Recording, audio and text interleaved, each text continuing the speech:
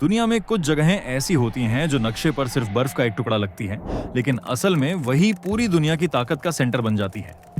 Greenland भी ऐसी ही एक जगह है। पहली नजर में यह सिर्फ बर्फ से ढका, सुनसान और जानलेवा ठंड वाला एक आइलैंड लगता है। लेकिन सवाल यह है कि आखिर ऐसा क्या है इस जमी हुई जमीन में जिसके लिए दुनिया की सबसे बड़ी ताकतें बेचैन दिखाई देती हैं? क्यों अमेरिका बार बार ग्रीनलैंड की तरफ देखता है? और क्यों एक्सपर्ट्स मानते हैं कि ग्रीनलैंड का मामला सिर्फ जमीन का नहीं बल्कि आने वाले 100 साल की ग्लोबल पावर का फैसला है? अजब गजब चैनल को अभी सब्सक्राइब कर लो,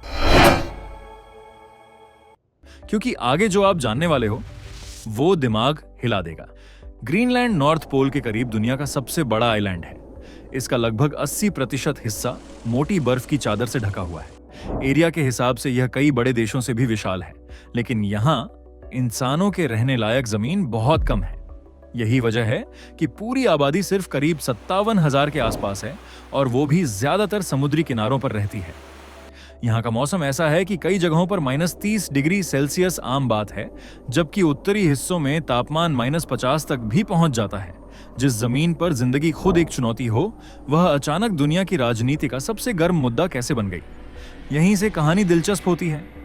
ग्रीनलैंड भले ही भौगोलिक रूप से नॉर्थ अमेरिका के करीब हो, लेकिन राजनीतिक रूप से यह किंगडम ऑफ डेनमार्क के अधीन एक ऑटोनॉमस रीजन है, यानी उसकी अपनी पहचान भी है और सीमित स्वशासन भी। लेकिन इस आइसलैंड जैसी जमीन पर दशकों से अमेरिका की नजर रही है। यह कोई नई बात नहीं है। 19वीं सदी से ही अमेरिका आर्कटिक रीजन में अपनी पकड़ मजबूत करना चाहता रहा है। अलास्का खरीदने के बाद अमेरिका ने ग्रीनलैंड और आइसलैंड पर भी नजर डाली थी। बाद में भी कई अमेरिकी नेताओं ने अलग अलग दौर में इसे हासिल करने की कोशिश की। यानी ट्रंप का नाम भले सबसे ज्यादा सुर्खियों में आया हो, लेकिन ग्रीनलैंड को लेकर अमेरिकी दिलचस्पी बहुत पुरानी है। दूसरे विश्व युद्ध के दौरान जब जर्मनी ने डेनमार्क पर कब्जा कर लिया था, तब अमेरिका ने ग्रीनलैंड की सुरक्षा अपने हाथ में ले ली थी, ताकि दुश्मन वहां ठिकाना न बना सके। युद्ध खत्म होने के बाद भी अमेरिका पीछे नहीं हटा। उसने वहां सैन्य मौजूदगी बनाए रखी। आज भी ग्रीनलैंड में अमेरिकी रणनीतिक मौजूदगी बहुत अहम मानी जाती है, और इसकी सबसे बड़ी वजह है उसकी लोकेशन। अगर आप दुनिया का ग्लोब ध्यान से देखें तो समझ आएगा कि ग्रीनलैंड सिर्फ बर्फ नहीं बल्कि एक विशाल निगरानी चौकी है। यह ऐसी जगह पर बैठा है जहां से आर्कटिक, उत्तरी अटलांटिक और उत्तरी अमेरिका की सुरक्षा को एक साथ देखा जा सकता है। सैन्य नजरिए से जो ताकत ग्रीनलैंड पर पकड़ रखेगी, उसकी आर्कटिक पर पकड़ मजबूत होगी। और आर्कटिक सिर्फ ठंडी जगह नहीं बल्कि 21वीं सदी का नया जियोपॉलिटिकल मैदान बन चुका है। अब सवाल उठता है कि अमेरिका को इतनी बेचैनी क्यों है, जबकि वहां पहले से उसकी सैन्य मौजूदगी मौजूद है? इसका जवाब ग्रीनलैंड के भविष्य में छिपा है। ग्रीनलैंड के बहुत से लोग लंबे समय से ज्यादा आजादी या पूरी स्वतंत्रता की बात करते रहे हैं। अगर किसी दिन वहां की राजनीति बदलती है तो हालात भी बदल सकते हैं। अमेरिका को यह डर रहता है कि भविष्य में कोई नई सरकार अमेरिकी बेस या रणनीतिक मौजूदगी पर सवाल उठा सकती है। यानी मामला सिर्फ आज का नहीं बल्कि कल की संभावित राजनीति का भी है। लेकिन कहानी यहीं खत्म नहीं होती। ग्रीनलैंड की असली ताकत सिर्फ उसकी सैन्य लोकेशन नहीं बल्कि उसकी जमीन के नीचे दबी दौलत है। एक्सपर्ट्स मानते हैं कि ग्रीनलैंड में रेयर अर्थ एलिमेंट्स, धातुएं, ऊर्जा संसाधन और कई ऐसे खनिज मौजूद हैं जो आने वाली टेक्नोलॉजी की रीढ़ बन सकते हैं। ये वही चीजें हैं जिनसे electric vehicle, wind turbine, missile system, radar, AI hardware, semiconductor और आधुनिक हथियार तक बनते हैं। आज दुनिया जिस टेक्नोलॉजी रेस में दौड़ रही है, उसमें सिर्फ तेल नहीं बल्कि मिनरल्स भी असली हथियार बन चुके हैं। सोचिए, जिसके पास भविष्य की टेक्नोलॉजी के लिए जरूरी कच्चा माल होगा, उसी के पास असली ताकत होगी। आज दुनिया के कई जरूरी खनिजों की सप्लाई चेन पर चीन की पकड़ को लेकर पश्चिमी देशों में चिंता है।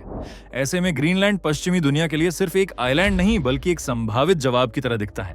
यानी यह मामला सिर्फ जमीन खरीदने या कब्जे की बात नहीं है। यह भविष्य की इंडस्ट्री, एआई, सैन्य तकनीक और ऊर्जा सुरक्षा का मामला भी है। और अगर यह सब भी कम लगे तो ग्रीनलैंड के आसपास का समुद्री इलाका एक और बड़ी वजह बनता है।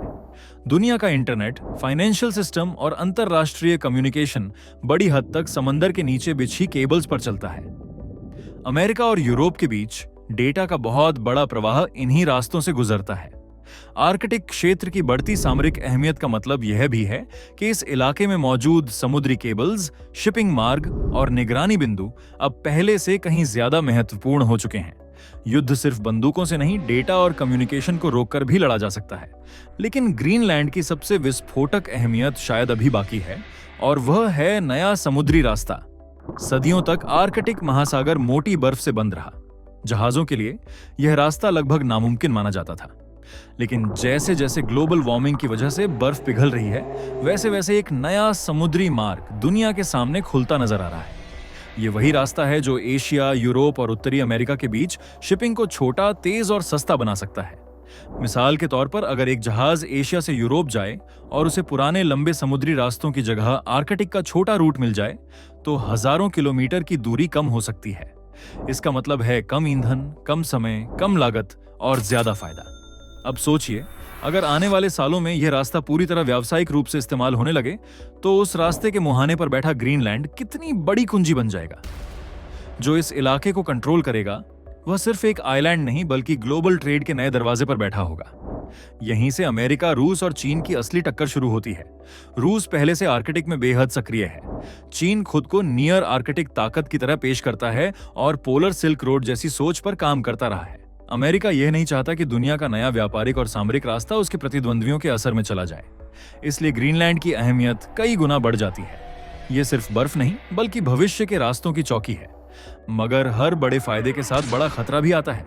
अगर ग्रीनलैंड पर सुपर पावर्स की होड़ बढ़ती है, तो इसका असर सिर्फ अमेरिका या डेनमार्क तक सीमित नहीं रहेगा।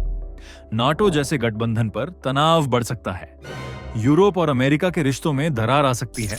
आर्कटिक का पर्यावरण बुरी तरह प्रभावित हो सकता है। वहां की नाजुक इकोसिस्टम, सदियों पुरानी स्थानीय संस्कृति और मूल निवासियों की पहचान तक खतरे में पड़ सकती है।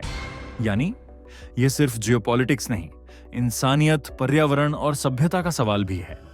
सबसे डराने वाली बात यह है कि ग्रीनलैंड हमें एक बड़ा संकेत दे रहा है। दुनिया अब सिर्फ जमीन, तेल या सीमाओं के लिए नहीं लड़ेगी। आने वाली लड़ाइयां minerals, data, shipping routes, Arctic control और टेक्नोलॉजी सप्लाई चेन के लिए होंगी। जो देश इन चीजों पर नियंत्रण करेगा, वही कल की दुनिया का नियम लिखेगा। इसलिए ग्रीनलैंड की कहानी एक दूर बैठे बर्फीले टापू की कहानी नहीं है। यह उस नई दुनिया की कहानी है जो हमारी आंखों के सामने बन रही है।